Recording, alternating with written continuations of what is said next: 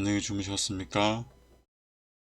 오늘은 보혜사라는 제목으로 말씀을 나누겠습니다. 보혜사의 의미 중에 하나가 우리를 위로하는 자라는 의미가 있습니다. 하나님께서 우리를 어떻게 위로하시는지 오늘 말씀을 통해서 알아가면 좋겠습니다. 그러하나 진리의 성령이 오시면 그가 너희를 모든 진리 가운데로 인도하시리니 그가 자의로 말하지 않고 오직 듣는 것을 말하시며 장래일을 너희에게 알리시리라. 요한복음 16장 13절 말씀.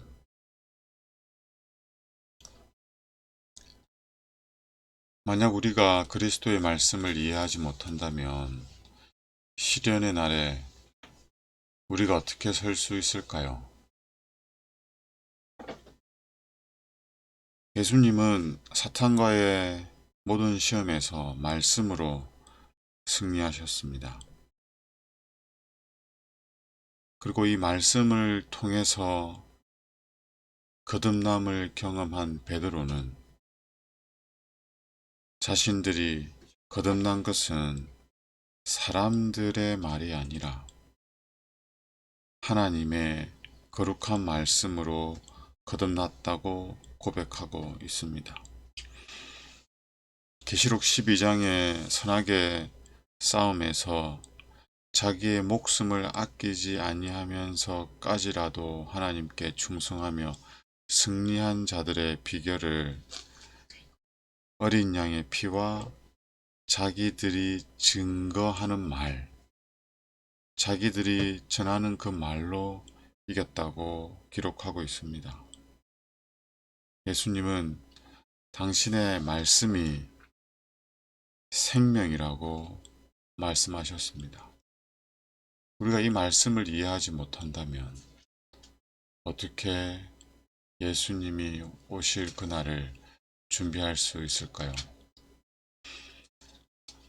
다행인 것은 예수님께서는 이 말씀을 성령을 통해서 가르치시고 생각나게 하시겠다고 약속하셨습니다. 성령의 가장 큰 역할 중 하나는 예수님이 하신 말씀을 기억나게 하는 것입니다. 예수님이 승천하신 후에 제자들은 오순절에 다락방의 기도회를 통해서 그들의 마음이 새롭게 되고 예수님이 하신 말씀들이 비로소 기억나는 경험을 하게 됩니다. 성령께서 모든 것을 기억나게 한다는 이 말씀은 우리가 기억절을 암송하듯이 기억한다는 것이 아닙니다. 잊어버렸던 것을 다시 생각해낸다는 것이 아니라 그 말씀의 분명한 의미를, 그 깊은 뜻을 말씀에 기록해 놓은 그 삶의 원칙들이 그들의 것이 된다는 것을 의미합니다. 이 약속 가운데 그리스도께서 주신 위로는 보혜사 되시는 성령을 통해서 우리에게 주시는 위로가 무엇인가 하면 그것은 세상 끝날까지 하나님의 감화하심이 우리와 함께 하실 것이라는 것입니다. 하나님의 감화하심. 이것은 우리를 하나님께로 이끌어주는 능력입니다. 하나님의 감화하심은 우리로 하여금 죄를 깨닫게 하고 우리 자신을 돌아보아 회개가 필요함을 알게 하고 그리고 참된 회개를 경험하게 하고 이 감화하심으로 말미암아 우리 곁에 있는 사람들의 필요를 깨닫고 그들을 내 몸과 같이 사랑할 수 있게 하고 그리고 하나님 말씀에 순종하게 하는 것입니다. 이 하나님의 감화하심이 마지막 날까지 우리와 함께 할 것임을 약속하셨습니다. 이것이 예수님이 우리에게 주시는 위로입니다. 그러나 오늘날 사람들은 이 약속을 받아들이지도 믿지도 않는다. 그러므로 그들은 그 약속을 소중히 간직하지도 않으며 교회의 경험 가운데서 그 약속의 성취를 보지 못한다.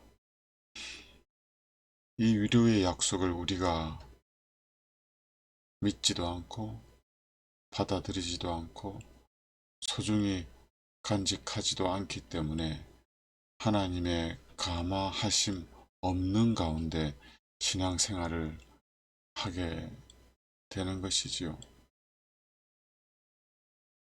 교회들은 하나님의 성령께서 주시는 선물의 약속을 별로 가치 있게 여기지 않는다. 그래서 교인들은 사람들의 마음에 감명을 끼치지 못했으며 교회를 다니는 우리의 마음에 감명을 끼치지 못했을 뿐만 아니라 우리가 다른 사람들의 마음에도 감명을 끼치지 못하지는 않았는지요. 그 결과로 예상되는 것은 영적인 가뭄, 암흑, 쇠퇴, 그리고 죽음뿐이다. 사소한 문제가 마음과 영혼을 차지하고 있다. 앞서 사람들이 이 위로의 약속을 가치 있게 여기지 못하는 것을 언급하셨는데 이번에는 교회들이 이 약속을 가치 있게 여기지 않고 있음을 지적하고 있습니다. 그 결과는 생명력을 잃어버린 것입니다. 예수님과 같이 영혼을 사랑하는 마음이 없는 것이지요. 그럼에도 불구하고 신앙생활 하는 데 있어서 부족을 모르고 결핍을 느끼지 못하고 인간적인 계획과 행함에 만족하고 있는 것입니다. 이러한 우리의 상태를 만족하는 한 하나님의 위대한 것을 받을 자격이 갖추어지지 못하고 있다는 것입니다. 이러한 신앙생활이 불만족스러워야 되고 뭔가 결핍되어 있음을 느껴야 한다는 것입니다. 우리에게 정말 필요한 것은 성령의 감화하심, 성령의 지혜, 성령의 능력, 성령으로 말미암아 주어지는 사랑입니다. 이 성령의 선물이야말로 우리가 그렇게 애를 쓰고 노력해도 이룰 수 없는 우리 마음을 새롭게 하고 정결케 해줄 유일한 방편입니다. 그럼에도 불구하고 이 성령의 선물을 우리는 왜 필요로 하지 않고 갈급해하지도 않을까요? 예수님께서 우리에게 주시는 가장 놀라운 선물은 이 성령과 인간이 하나가 되는 겁니다. 예수님이 우리 안에 있고 우리가 예수님 안에 있어서 하나가 되는 겁니다. 예수님이 하나님 안에 있고 하나님이 예수님 안에 계신 것처럼 말이죠. 하나님과 우리가 하나 된다는 이 놀라운 약속을 우리가 믿고 필요로 하고 간구하면 좋겠습니다. 우리 주 예수님의 재림 직전에 약속된 성령의 의미를 이해하는 것, 이것이 그리스도인들에게 필수적이라고 말씀하고 있습니다. 왜냐하면 예수님의 재림 직전에 성령 충만한 사람들이 복음을 놀랍게 전할 것이기 때문입니다. 그래서 재림 전에 꼭 일어나야 하는 사건은 늦은비 성령입니다. 늦은비 성령을 경험할 사람들은 매일의 삶 속에서 이른비의 성령을 경험하는 사람들입니다. 그래서 우리는 오늘 이 성령을 생각하고 성령을 필요로 하고 성령을 간구해야 합니다.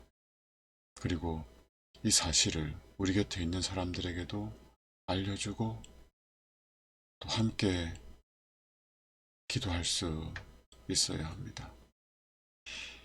하나님은 우리에게 많은 것들을 주고 싶어 하십니다. 아들을 내어주신 하나님은 우리에게 그 아들과 같은 성령을 주시기를 가장 원하십니다. 우리가 구해야 할 많은 기도 제목이 있지만 그 가운데 우리가 가장 필요로 하고 간절히 구하는 것이 성령 하나님이면 좋겠습니다. 기도하겠습니다. 하나님, 오늘도 우리에게 성령의 약속을 알려주시니 감사합니다.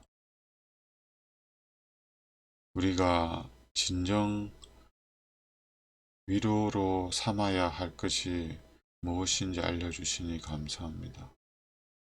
하나님께서 약속하신 이 보혜사께서 우리의 참된 위로자가 되시기를 간구합니다. 성령 하나님을 통해서 예수님이 가르치신 모든 말씀들이 기억나고 이해되고 우리 삶 속에서 경험될 수 있도록 은혜를 베풀어 주시옵소서. 이 성령이 나에게 필요하듯 우리 곁에 있는 사람들에게도 필요함을 알게 하시고 함께 성령의 필요를 이야기하고 함께 성령을 간구할 수 있는 오늘이 되게 인도하여 주시기를 예수님 이름으로 기도드립니다.